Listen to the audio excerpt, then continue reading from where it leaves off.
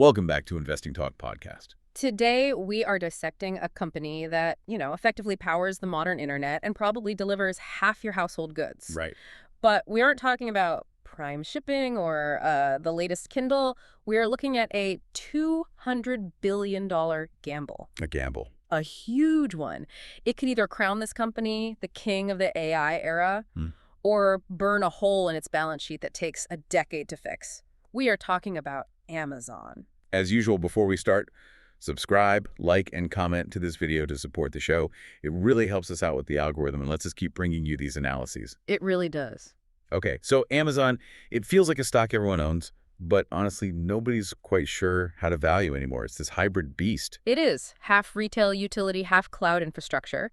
But the numbers for 2026, they're just astronomical. They really are. And the central tension we need to explore, it's not about how many packages they deliver. It's about capital allocation. Amazon is effectively telling Wall Street, What are they saying? we are going to take $200 billion, money that could be dividends, could be buybacks, and we are going to bury it in the ground in the form of data centers and silicon. Yeah. It is a massive sacrifice of short-term free cash flow to secure, long-duration dominance. $200 billion. Let's pause on that for a second. That is roughly the GDP of Greece, Right. spent in a single year on capital expenditures. When I see a number that big, my immediate reaction is just skepticism. Is this reckless, or is this the kind of bet the farm move that Bezos used to make back in the day? That is the trillion-dollar question. And to answer it, we have to look under the hood at the engines that are funding this bet. Okay. Because while everyone focuses on the spending, the core business has quietly turned into an absolute profit machine. Let's start there then. The retail business. For years, the stories was that Amazon Retail was basically a charity operation, right? Exactly, running on razor-thin margins just to drive Prime memberships. But the 2025 numbers tell a very different story. Oh, different. Well, if you look at North American sales for the full year of 2025, they hit $426 billion. And that's, what, 10% year-over-year growth? 10%. Now, 10% might not sound like hypergrowth, but on a base of $400 billion, that's like adding a Fortune 500 company's worth of revenue in 1 year. Revenue is vanity, though. I'm always interested in the bottom line. With inflation, logistics, are they actually keeping any of that money? This is the key takeaway for the retail side, operational leverage. They have finally optimized that massive fulfillment network they overbuilt during the pandemic. So it's finally paying off. It is. North American e-commerce margins expanded to a record 9% last quarter. For the full year, they sat at 6.9%. 9% margins for online retail. That's incredibly high. I mean, traditional brick and mortar struggles to hit that. How are they squeezing that much efficiency out? It's a mix of robotics, regionalization of their shipping network. They've stopped flying toothpaste across the country. But there's a hidden variable here. Something boosting those margins that has nothing to do with cardboard boxes. We need to talk about the advertising business. Ah, yes. This part fascinates me. I feel like 5 years ago, Amazon ads were just an afterthought. Now you search for a coffee maker and the whole first row is sponsored. It's not an afterthought anymore. It is a golden goose. Rewind to September 2022, the ad segment was doing $36 billion. Okay. Fast forward to December 2025, it hit $69 billion. 69. That's almost double. It's 91.2% total growth in just over 3 years. A 22% compound annual growth rate. That's growing faster than retail, faster than the cloud side. And it is infinitely more profitable. Just think about the mechanics. If you search for running shoes on Google, you might be looking for a definition, a picture. You have search intent. Right, you're just browsing. But if you search running shoes on Amazon, you have purchase intent. Your credit card is loaded. That data is gold. Yeah, the conversion rate is already baked in. Yeah. So advertisers will pay a premium because they're not paying for clicks, they're paying for actual sales. It's a massive moat. Exactly. Google can't replicate it. Meta can't replicate it. It's high margin revenue that drops almost straight to the bottom line, and it subsidizes the logistics network. So a super efficient retail business and an ad business that's just printing money, that's the engine room. That's the engine room. Now let's look at the rocket fuel. AWS. Amazon Web Services. The cloud. For a long time, this was the only reason investors held the stock. But lately, the narrative has been that Microsoft Azure is eating their lunch. They are still the heavyweight champion, even if the challenger is landing some good punches. AWS revenue hit $129 billion over the trailing 12 months. Okay, but what about the growth? The critical signal is the acceleration. In Q4 of 2025, growth hit 24%. 24%, that's an acceleration from where they were in 2022, 2023. So despite the competition, the whole pie is just getting bigger. The pie is exploding because of AI. Every single time a company wants to train a model or deploy an agent, they need compute. And AWS is capturing a massive chunk of that. Okay, so the three pillars, retail, ads, and cloud, are all strong. This brings us back to the elephant in the room. The $200 billion spending bill for 2026. You call it intentional margin compression. Break that down for us. Okay, imagine you own a really profitable bakery. You're making money hand over fist. But you see, the whole world is about to switch from bread to, let's say, synthetic protein bars. Okay, I'm with you. You have two choices. Keep maximizing your bread profits and just slowly die. Or take all that profit and build a massive new factory for the protein bars. Amazon is building the factory. $200 billion. That's up from $131 billion in 2025. That is a huge jump. Where is that money actually going? Is it just NVIDIA chips? A lot of it is GPUs, yes, but it's also steel, concrete, energy, massive data centers. They are building the physical infrastructure for the next generation of the internet. And this is where the sum of the parts argument comes in. Exactly. The bulls are salivating over this. If you combine the operating earnings from AWS, which could contribute, say, $75 billion, and the retail and ad side, consolidated operating earnings could reach $150 billion within just 2 or 3 years. So the thesis is, swallow the bitter pill of CapEx now to own the utility grid of the future. That's it. Management has effectively said, trust us for 12 months. They are guiding for margins to inflect, meaning turn back upwards by the end of 2026. Trust us is a dangerous phrase on Wall Street. Let's pivot to the price action. Because if this story is so good, why is the stock just chopping around $200 instead of flying to $300? We are seeing a classic wall of worry. Right now, mid-February 2026, the stock's around $205, and it's just stuck in this really tight range between 202 and 208. I was looking at the chart this morning. It looks like a flat line.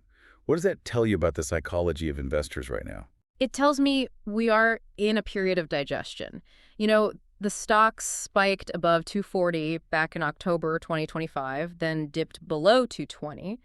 Now it's just consolidating. So the sellers are gone. The sellers who were terrified of the $200 billion spend have already sold. They're out. The buyers are just sitting on their hands waiting for proof. It's Candoff. The bears say the spending's too high. The bulls say the growth is coming. What breaks the deadlock? What's the catalyst? From a technical perspective, the charts are waiting for 3 things. First, the Q1 2026 earnings. We need to see that margin stabilization. Right. If they spend the money but margins crash, the stock dumps. If margins hold up, it flies. And the second trigger? AWS growth. That 24% number needs to pick up. If it goes to 25, 26%, it proves the AI demand is real. And that they're not just building empty data centers. Exactly. And finally, you guessed it, analyst sentiment. Right. Once the big banks start viewing that CapEx as a competitive moat instead of a cost, the PE multiple will expand. So the technical signal here is essentially, the fundamentals are improving, but the price is suppressed by fear. That's usually a contrarian buy signal. It's the classic setup. Moving on to market sentiment. We've touched on the fear, but let's go a bit deeper. What's the mood on the street right now? I would characterize the market mood as cautiously bearish in the near term. There is just a lot of anxiety over this AI spending war. It's interesting you call it a war. I noticed Oracle surging recently while Amazon tumbled. Why the divergence there? Oracle's a different beast, but a much better comparison is Microsoft. Look at Microsoft's recent quality rank surge. They are spending heavily on AI, too. Right, but their stock is holding up better. It is, because they've proven that free cash flow can stay resilient even with high spend. Microsoft showed the market we can spend $50 billion and still be a cash cow. So Microsoft is the proof of concept. Amazon just needs to prove they can do the same. Exactly. They just need to demonstrate the same trick. And despite the retail anxiety, the analysts are actually, quite bullish. Really, what are the price targets looking like? The Wall Street consensus average for the next 12 months is $297, and we have some high water marks up at $360. So if we're trading at 205, that implies, what are we talking about? That implies anywhere from 45 to 75% upside from current levels. That is just massive for a mega cap company. Have there been any recent revisions? I mean, usually when a company announces $200 billion in spending, analysts start cutting targets. Well, Bank of America did slightly reduce their target from 303 down to 286, citing near-term caution. But, and this is key, they kept the buy rating. So they still believe in the long-term story. They do. They see the advertising upside. On the other hand, Arete Research actually increased their target from 283 to 285. So even the skeptics are just tweaking the numbers slightly. Are there any specific events coming up that could shift the narrative? Any speculative catalysts? There is the India AI Summit happening this month, February 2026. We know global tech leaders are attending. India is a massive growth market, and there's a strong rumor mill about a major AWS expansion announcement there. That would be a significant play for the next billion users. Yeah. And on the enterprise side, We're seeing real adoption. DXC Technology just deployed Amazon Q, that's their generative AI assistant. It's proof that enterprise adoption is accelerating. It's moving from testing to deployment. that's critical. It's one thing to build the data centers, it's another to have companies actually paying to use them. Precisely. It moves the conversation from hype to actual revenue. All right, let's look at the risks involved. Putting my skeptic hat back on firmly. Because for all this talk of upside, there are some glaring holes in the thesis. Go for it. Hit me. Risk number one, AWS versus the competition. You mentioned 24% growth. Sounds great. But isn't AWS lagging behind Microsoft Azure and Google Cloud in percentage growth? In percentage terms, yes, they are sometimes growing faster, but it's off much smaller bases. That's the fear, though, isn't it? That Azure's AI integration with Office makes it superior. Are enterprise customers migrating away from AWS? That is the bear case. But here is the rebuttal. The base matters. AWS is growing off a $129 billion base.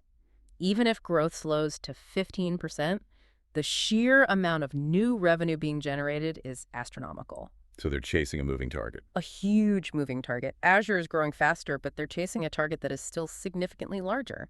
Okay, but let's talk about risk number two, the ROI gamble. I keep coming back to this $200 billion capex. What happens if AI demand disappoints? What if they spend this money and the revenue just doesn't show up? That is the biggest risk. It is an execution risk. If the AI bubble bursts, Amazon is left holding the bag on a lot of expensive hardware. A very extensive A bag. very expensive one. However, management has been extremely explicit. They have stated that margins are positioned to inflect upward by the end of 2026. So they put a timeline on it. They have. They've essentially said, trust us for 12 months. And given Amazon's history, from books to e-commerce to cloud, they have earned a bit of the benefit of the doubt on long-term bets. Fair enough. Yeah. What about labor issues? I saw the headlines about the uniform labor violation in Canada. That stuff is real. Could that drive up costs? It's a headline risk for sure, but financially. Labor is a huge cost on the retail side, but it's a small fraction of the high-margin AWS business. Which is where the valuation comes from. Exactly. Plus, regulatory risk, labor risk, that's likely already priced into the current valuation. That's partly why the stock is at 205 and not 250. So you view the labor stuff as noise rather than a signal? Largely, yes. It creates volatility, but it doesn't break the thesis on cloud and advertising growth. Okay. We looked at the money, the charts, the feelings, and the fears. It is time for the verdict. Based on everything we've discussed, the $200 billion bet, the ad growth, the consolidation, what is the final score? I am giving Amazon a bullish score of 8.5 out of 10. 8.5. That is high. Walk me through the core thesis one last time. It comes down to three things. First, strong fundamental momentum. We have forecasted earnings growth of nearly 30%. Okay. Second, the accelerating high-margin segments. Advertising is compounding at 22%. That is a profit machine. And third, The CapEx is a feature, not a bug. They are building a moat that literally no one else can afford to cross. so for the listener who's thinking about making a move, what's the strategy here? The time frame is key. This is a multi-year hold, 12 to 36 months. You have to be willing to ride out the volatility of 2026. And for the tactical entry? I'd say buy the weakness before the Q4 earnings in late February. If you're a trader, you could target maybe 240 to 250 for a sling trade. And for an investor? If you're an investor, hold for the 340 to 450 range over the next 2 to 3 years. That is a bold call. 450 would be a massive return from here. The math supports it if that margin inflection hits like they say it will. Well, there you have it. The $200 billion gamble that might just pay off. That's the bullish score. Don't forget to subscribe, like, and comment to support the show. See you next time.